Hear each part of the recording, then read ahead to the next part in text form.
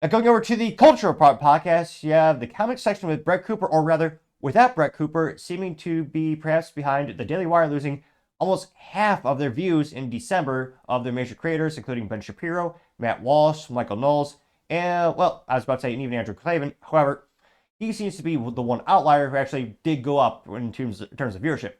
Now, in full disclosure, apparently they actually take a couple weeks off, which week. But that being said, they bake in videos, so they have a bunch of they work their producers, and they'll record all these episodes and they record all these clips before they go on vacation, but then they'll still release them.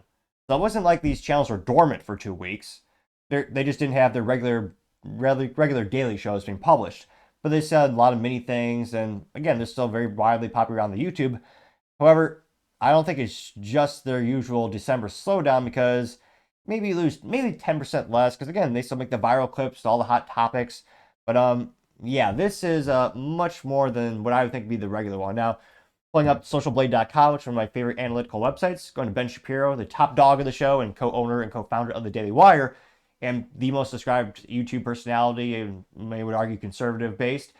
And yeah, he's wildly successful. He's got, was it 7.2 million subscribers. And look at December, they actually did lose subscribers, 10,000, which for Ben, that's pretty bad. He usually is one of the fastest growing, second only to the comment section, which with Brett Cooper was one of the fastest growing channels of the Daily Wire portfolio of personalities. Now, look at his views, past 30 days, it's down at 43.6%, which is insane. He is the most popular personality on the show, and they spend millions of dollars propping up Ben Shapiro and advertising for him.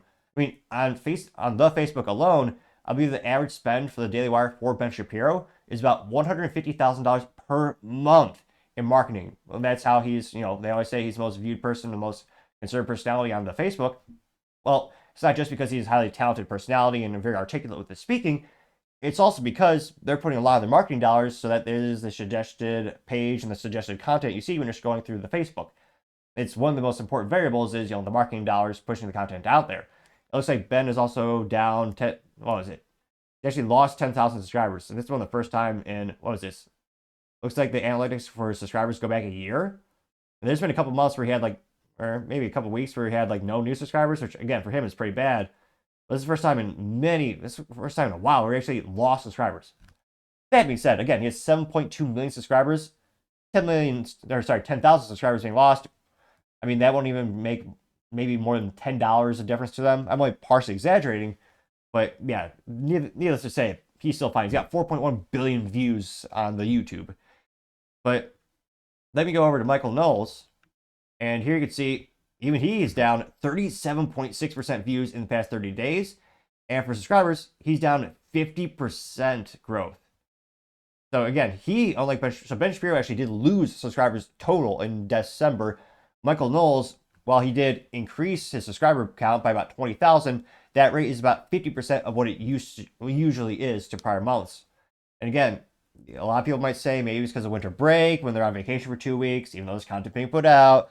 But again, the only other variable I can really notice is the comment section is no longer with Brett Cooper. It's with Reagan, or some people are calling her Timu Brett Cooper, as she copies all the mannerisms and articulations, camera angles, and even the same background of Brett Cooper.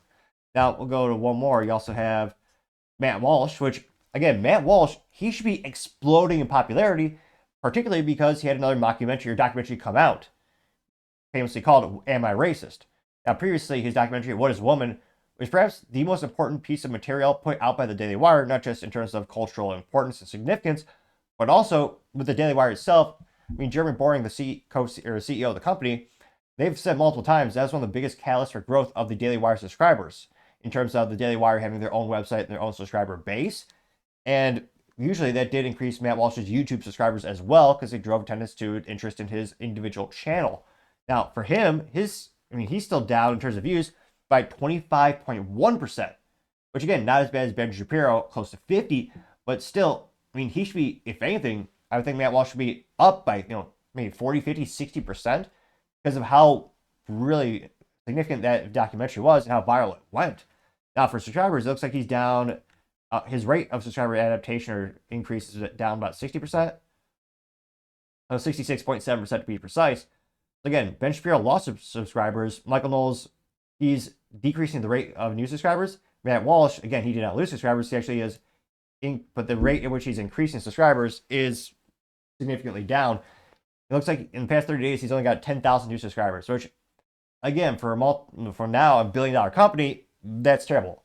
Again, it's not just the cost of, they're paying these guys salaries, but they also have makeup, they have producers, they have editors. I mean, the Daily Wire has about 250 employees full time. That's a lot of overhead, and they're spending, again, millions of dollars per podcast host putting their content out into the new viewers, trying to increase the subscriber count. So to have only 10,000 in 1 month, that's definitely not good. So it's interesting to see such a dramatic decrease in viewership in the Daily Wire past 30 days. And again, let me know in the comments, do you think it is just because, I know you always have to be careful when it comes to single variable analysis, but do you think it's just because Brett Cooper left? Do you think it's, just a snafu of, December, people are on vacation, maybe not tuning into the YouTube as much? Let me know in the comments, because as always, it'd be fascinating to hear what you have to say. Thank you, everyone, for taking the time to tune in today. Again, trying to get to 4,000 subscribers by the end of the month, so if you can click that button, I greatly appreciate it. Also, give me a thumbs up, thumbs down, or comment. It's a great way to give me some additional feedback, letting me know how I can make the show better and better. Lastly, don't forget to take time to tell your family, tell your friends, tell your coworkers, heck, tell your enemies, tell anyone and everyone. Just stay safe, fight the good fight.